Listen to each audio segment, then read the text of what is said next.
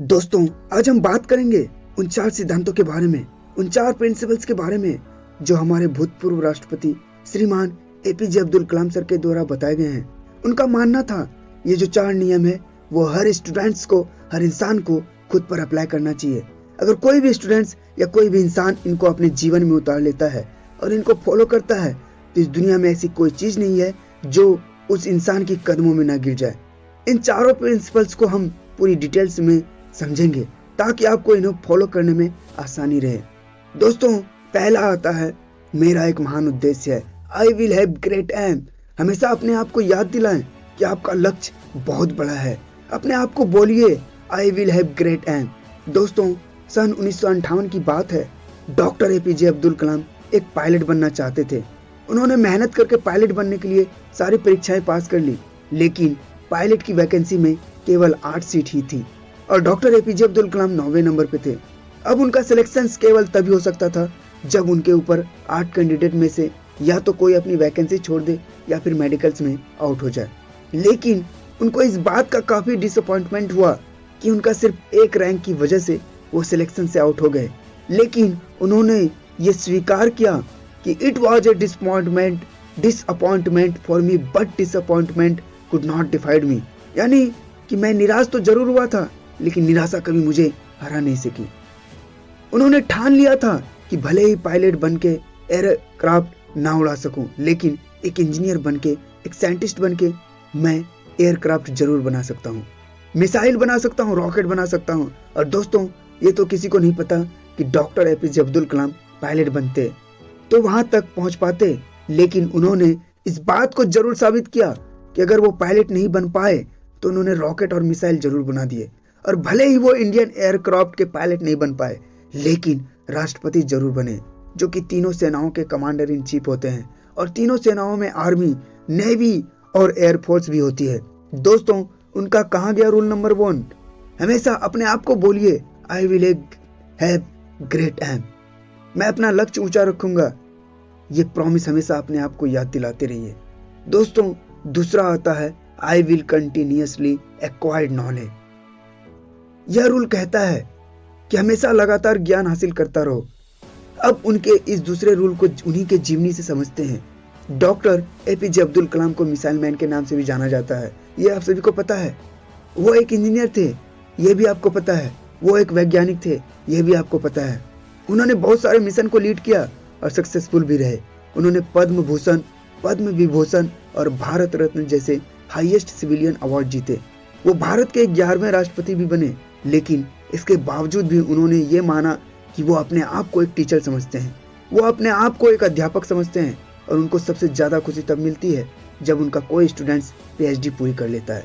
यानी कि उनके लाइफ में अगर सबसे ज्यादा जरूरत कोई चीज थी तो वो थी एजुकेशन, नॉलेज। उनका मानना था कि एजुकेशन के लिए, यानी ज्ञान के लिए जो सबसे अच्छा समय होता है वो होता है स्टूडेंट्स लाइफ। और किसी भी इंसान के सक्सेस के पीछे उसके एजुकेशन का, उसके नॉलेज का सबसे बड़ा हाथ होता है। उनका यह मानना था कि अगर एक स्टूडेंट्स का सबसे प्राइमरी कोई जॉब है तो वो है अच्छी शिक्षा ग्रहण करना। एक विद्यार्थी के एजुकेशन के अलावा किसी दूसरी चीज के बारे में नहीं सोचना चाहिए। अगर एक स्टूडेंट एजुकेशन के अलावा कुछ और करना चाहता है तो वो वीकेंड्स में किसी हॉस्पिटल के बाहर गरीब लोगों के प्रति अपनी संवेदना व्यक्त कर सकता है, उन्हें खाना दे सकता है, उन्हें खुशी दे सकता है, पेड़ पौधे लगा सकता है, दूसरे लोगों को भी शिक्षा दे सकता है। लेकिन इन सब कामों के बावजूद भी एक स्टूडेंट्स के लिए केवल नॉलेज हासिल करना ही सबसे पहली प्राथमिकता होनी चाहिए। यानी कि आपको हमेशा अपने आप को ये याद दिलाना है कि चाहे कुछ भी हो, मैं सीखना नहीं छोड़ूंगा, आई विल लर्न। दोस्तों, तीसरा होता है मैं कड़ी मेहनत करूंगा। डॉक्टर एपीजे अब्दुल कलाम का तीसरा नियम था कि अपने आप से हमेशा ये प्रॉमिस करे कि मैं हमेशा हार्ड वर्क करता रहूं, यानी आई विल डू हार्ड वर्क। दोस्तों, 1973 की बात है। विक्रम साराभाई अंतरिक्ष स्पेस के अंदर के चेयरमैन प्रोफेसर सतीश धवन ने डॉक्टर एपीजे अब्दुल कलाम से कहा कि हमें एक सैटेलाइट लॉन्च व्हीकल बनाना है, यानी कि एक ऐसा रॉकेट जिसमें हम सैटेलाइट रख करके उसको हम अंतरिक्ष में भेज सकें। डॉक्टर एपीजे अब्दुल कलाम ने इस काम को पूरी जिम्मेदारी के साथ स्वीकार किया। वो इस मिशन और प्रोजेक्ट के डायरेक्टर थे, यानी कि पूरी टीम को उनके नीचे काम करना था। उनके नीचे 1000 से भी ज्यादा दूसरे इंजीनियर थे और करीब 10,000 वर्कर थे इनके अलावा भी ऐसे कई सारे लोग थे जो इनडायरेक्टली इस मिशन से जुड़े हुए थे। इतनी बड़ी टीम को 6 साल का वक्त लगा। प्रोजेक्ट शुरू करने से लेकर 5 लॉन्च के दिन तक 17 अगस्त 1979 इस तारीख को सैटेलाइट लॉन्चर का टेस्ट होना था। लॉन्च के 8 मिनट पहले सारा कंट्रोल कंप्यूटर के हाथों में दे दिया गया, लेकिन उसी वक्त एक चेतावनी आई कि लॉन्चिंग में कुछ दिक्कत है। लॉन्च के ठीक 4 मिनट पहले यह डायग्नोस किया गया कि कुछ लीक्स है, लेकिन उनके टीम के जो एक्सपर्ट्स थे उनकी ये राय थी कि लीक्स के बावजूद भी रॉकेट में इतना सफिशिएंट ऑक्सीडाइजर है कि वो अपना लॉन्च जारी रख सकते हैं।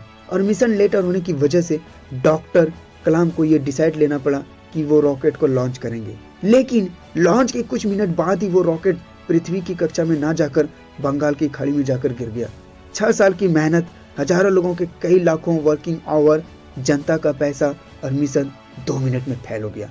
लेकिन जैसा कि doctor APJ Abdul Kalam rule number 3 में बताते हैं कि हमेशा अपने आप को याद दिलाते रहें कि आप कड़ी मेहनत करते रहेंगे। ठीक उसी नियम का अनुसरण करके डॉक्टर एपीजे अब्दुल कलाम अपनी टीम के साथ 1 साल और कड़ी मेहनत करी और प्रोजेक्ट के शुरू होने के 7 साल बाद आखिरकार उन्होंने साबित करके दिखाया कि कड़ी मेहनत आपकी असफलता को सफलता में बदल सकती है। यानी कि आप हमेशा अपने आप से कहते रहें, I will do hard work. दोस्तों, चौथा होता है, मैं दृढ़ और सफल रहूंगा। I will preserve where I will suicide.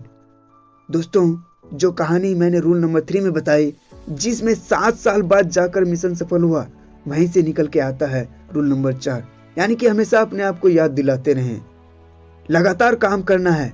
हम जो मेहनत कर रहे हैं उस मेहनत को लगातार करते रहें, चाहे कितनी भी मुसीबत आए, कॉन्स्टेंटली आगे बढ़ते रहना, अपने शब्दों पे और अपने वचनों पे कायम रहना। किसी में इतनी हिम्मत ना हो कि आपके फैसलों को, आपके हौसलों को कम कर सके। हम में से ऐसे कई सारे लोग हैं जिनकी आंखों में कुछ सपना है। जो लोग कुछ करना चाहते हैं वो काम करना शुरू करते हैं और अपने सपनों पर, लेकिन समय बीतने के साथ साथ उनकी विल पावर कम होती जाती है। दोस्तों, आपको किसी भी कीमत पे अपने हौसलों को नहीं टूटने देना है।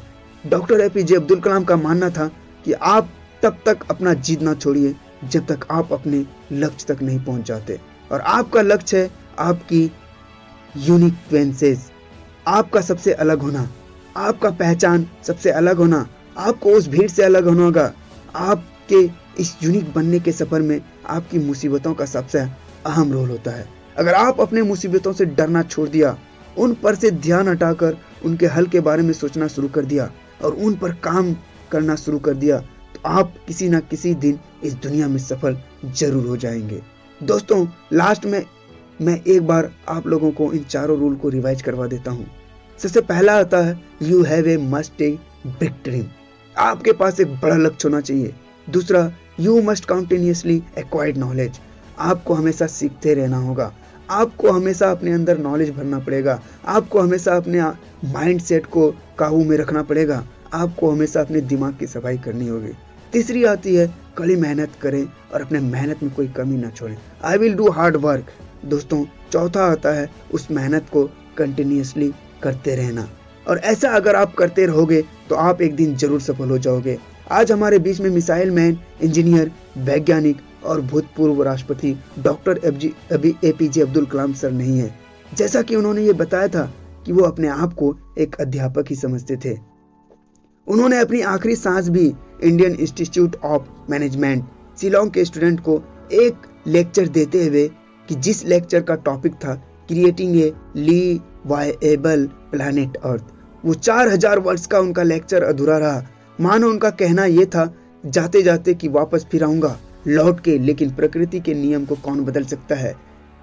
आज हम एक शपथ लें कि जो रास्ता हमारे doctor APJ Abdul Kalam sir ने हमें दिखाया, उस पर हम लगातार आगे बढ़ते रहें और आप अपने वचनों पे कायम रहें और अनंत समय तक doctor APJ Abdul Kalam sir को हमेशा हमारे खुद के अंदर जिंदा रखें और पूरी दुनिया को दिखा दे कि हिंदुस्तान से बेहतर कोई दूसरा देश नहीं हो सकता।